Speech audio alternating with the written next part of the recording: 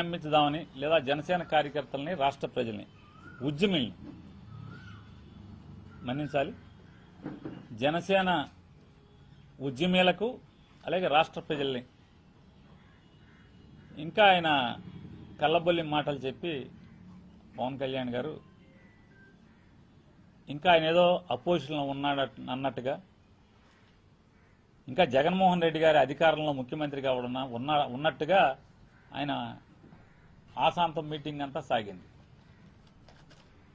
ఆయన ఇంకా అపోజిషన్లో ఉన్నాడని ఆయన జగన్ గారే సీఎంగా ఉన్నాడన్నట్టుగా ఇంకా మాట్లాడుతున్నారు. ఆ మాటల్లో ఆయన ఏం చెప్తాడంటే అసలు ఒక మాటకి వారికి పొంతన ఉండదు.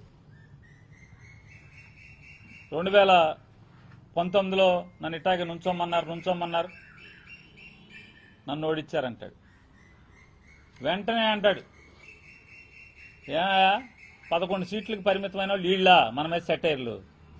మరి ఒక చోట కూడా గెలవని వాళ్ళు పవన్ కళ్యాణ్ గారు మీరు 2019 నుంచి 24 దాకా జగన్ గారి మీద ఎన్ని మాటలు మాట్లాడారు, జగన్ గారి ప్రభుత్వం గురించి ఎన్ని సెటైర్లు వేశారు, ఎన్ని అసత్యాలు మాట్లాడారు. మరి మీ స్థితి ఏంటి?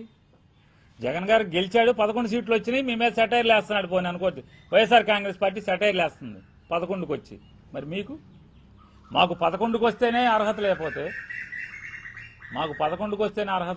175 చోట్ల పోటీ చేసి ఒక్క చోట గెలిచి మీరు 2 చోట్ల ఓడిపోతే మీకు అర్హత ఉందా? మీకు ఎక్కడి నుంచి వచ్చింది అర్హత అన్న? మీకు ఆ రైట్ ఎక్కడిది? అంటే ఆయన ఏ మాటకి పొంతనుండదు. మొత్తం టోటల్గా ఆయన రాజకీయ జీవితం అంతా అంతే, పొంతన లేనటువంటి మాటలు ఆయన మాట్లాడతారు. వారేంటారు, మనం ఒక లక్ష్యం కోసం, ఒక సిద్ధాంతం కోసం, ఒక జేయం కోసం కూటమిలో చేరాం, ఈ రాష్ట్రం కోసం చేరాం, ఈ రాష్ట్ర ప్రజల కోసం చేరాం, ఈ రాష్ట్ర బాగు కోసం చేరాం. నేను అన్నీ గమనిస్తున్నాను.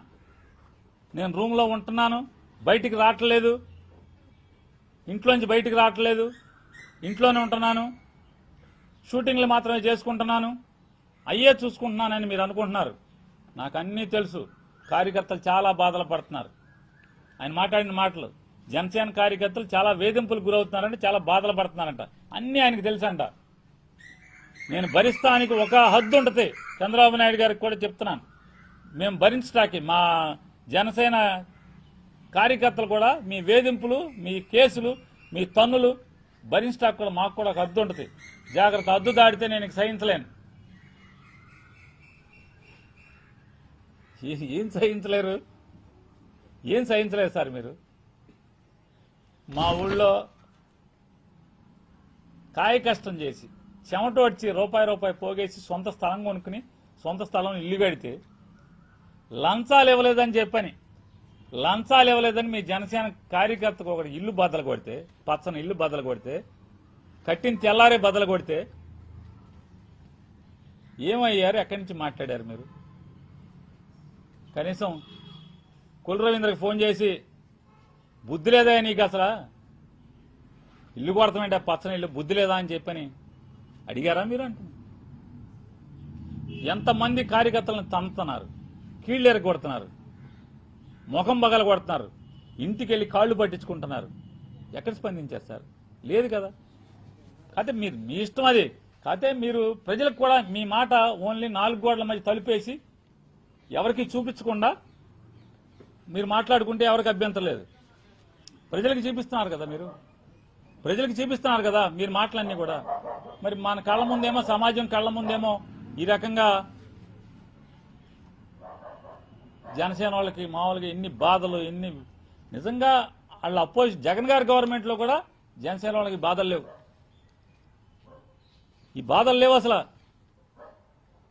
కానీ ఇవాళ పగోడికి కూడా అవుతుంది. నిజంగా జనసేన కార్యకర్తలు పడుతున్నటువంటి బాధలు, వేధింపులు, మానసిక, అసలు ఆ బాధ మామూలు బాధ కాదు. అది పగోడికి కూడా రాకూడదు.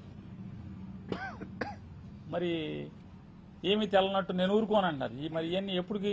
ఇంకా ఈ 5 ఏళ్ళు, ఇంకా 3 ఏళ్ళు ఉంది. 3 ఏళ్ళు కూడా అప్పటికి తీస్తారా మీరు? సంతోషం. మాకేంది, మీ ఇంటర్నల్ విషయం అనుకోండి, మీరు చూసుకోండి. ఇక ఆయన చెప్తారు, ఏమంటారు, మనం వెళ్ళి మహారాష్ట్ర వెళ్ళి ప్రచారం చేసి వస్తే 95% స్ట్రైక్ రేట్, మనం వెళ్ళిన చోట 95% గెలిచిందని చెప్తున్నారు. ఇక్కడ 100% స్ట్రైక్ రేట్ అని చెప్పారు. వారు ఇంకోటి కూడా చెప్పారు, మీలో ఆయన మాట్లాడింది, కార్యకర్తల ఉద్యమిల్లారా, మీలో సత్తు ఉంటే, సరుకు ఉంటే మీరు ఎదగాలి, మీరు నాయకత్వం, మీరు నాకెందుకైనా కుదరదు, మీరు బాగా ఎదగాలి, ఎమ్మెల్యేలు అవ్వాలి. 100% స్ట్రైక్ రేట్. అప్పుడు ఎవడాడు ఎమ్మెల్యేలు మీ దగ్గర గెలిచింది? నుంచున్నది ఎవడాడు? ఏనాడన్నా జెండా మోసారా? జనసేన జెండా ఇప్పుడు మోసారా? ఎవరికి ఇచ్చారండి మీరు టికెట్లు? ఎవరాళ్ళు? చంద్రబాబు నాయుడు గారు మేడలో ఈ జనసేనను బోర్డు వేసి పంపిస్తే గబగబా అని తీసుకెళ్లి నుంచోబెట్టుకున్నటువంటి మీరు కార్యకర్తల గురించి, ఉద్యమీల గురించి ఎదగండి, మీరు పెంచుతానని చెప్పి మీరు మాట్లాడతారు. తప్పేం లేదు, మీ ఇష్టం, అది మీ పార్టీ మీ ఇష్టం అనుకో. అదే మీరు దాన్ని బయటకు వదిలేరు కాబట్టి చూసిన ప్రజలుగా మాట్లాడతాం. ఇంకోటి కూడా చెప్తారు మీరు అర్థం కాక. ఏంటంటే మీరేమంటారు? సీజ్ ద షిప్ అన్నాను, ఉప ముఖ్యమంత్రి మీరు సీజ్ ద షిప్ అన్నాను అంటే ముందు ఆయన ఆ మంత్రి కూర్చున్నట్టున్నాడు, కన్సర్న్ సీజ్, ఆ షిప్ మంత్రిలో సీజ్ మంత్రిలో కూర్చున్నట్టున్నారు. ఇద్దరు మంత్రులు ఉన్నారు కదా, ఇద్దరు మంత్రులు, ఒక ఆయన సీజు ఒక ఆయన షిప్పు, ఇద్దరు ఒకళ్ళని అడుగుతున్నట్టున్నాడు.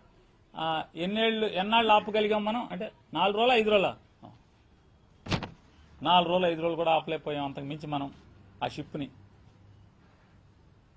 అంటే నారా చంద్రబాబు నాయుడు గారి ప్రభుత్వంలో ఈ రాష్ట్ర ఉప ముఖ్యమంత్రి సీజ్ ద షిప్ అని చెప్పని అక్రమ బియ్యాన్ని సీజ్ చేయిస్తే 4-5 రోజులు కూడా ఉప ముఖ్యమంత్రి దాన్ని నిలబెట్టలేకపోయానని సాక్షాత్తు జనసేన ఉద్యమీల దగ్గర ఆయన బాధ చెప్పుకున్నాడు. ఆయన 4-5 రోజుల నుంచి ఆపలేకపోయాను నేనని చెప్పాను. అంటే చిత్ర విచిత్రాలు చూడండి. ఆయన ఏం చెప్పారు 2019లో? అవ్వాయి చెప్పులు వేసుకుని అసెంబ్లీకి తీసుకెళ్తామే నా లక్ష్యం, నా జయం అన్నారు. ఏడు అవ్వాయి చెప్పులు వాళ్ళందరూ ఏమైపోయారు? ఎక్కడున్నారు వాళ్ళందరూ? కనీసం ఉద్యమీల్లో ఒకడన్నా అవ్వాయి చెప్పుడు ఉన్నాడా?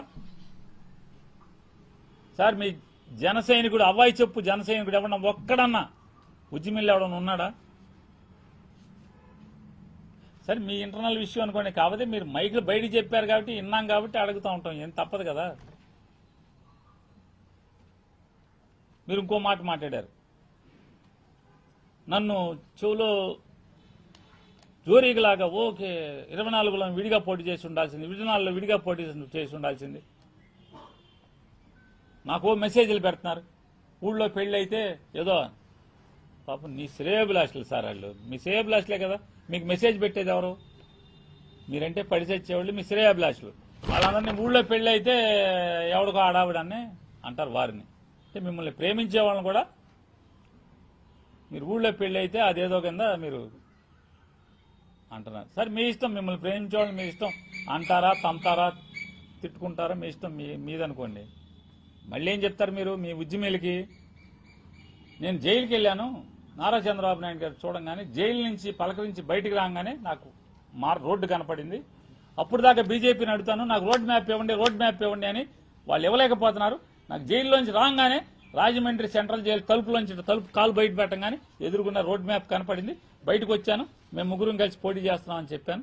రాష్ట్రం అంతా అసలు అదిరిపోయింది, అది ఇది అని చెప్పారు. సరే ఇది తప్పు సార్. మీరు 2022 ఇప్పటం సభలో మీరు చెప్పారు, ముగ్గురు ఓట్లు చీలనివ్వను జగన్మోహన్ రెడ్డికి వ్యతిరేకంగా, బీజేపీని టీడీపీని నేను కలిసి వెళ్ళాలి, మనకు అది లేదు, మనకి ఇది లేదు, సరుకు లేదు, సత్తా లేదు, మీరు రెచ్చిపోబాకండి అని చెప్పని మీరు ఆ సభలోనే చెప్పారు. 2020 మార్చిలో మీరు అంటే జగన్ గారు ఎక్కిన 2 ఏళ్లకే మీరు మేమంతా కలిసి వెళ్తామని చెప్పి జైలు నుంచి తలుపు తీయగానే రాజమండ్రి తలుపు తీసి కాలు బయటట్టంగానే రోడ్ మ్యాప్ కనపడిందని ఇవాళ మీరు చెప్తే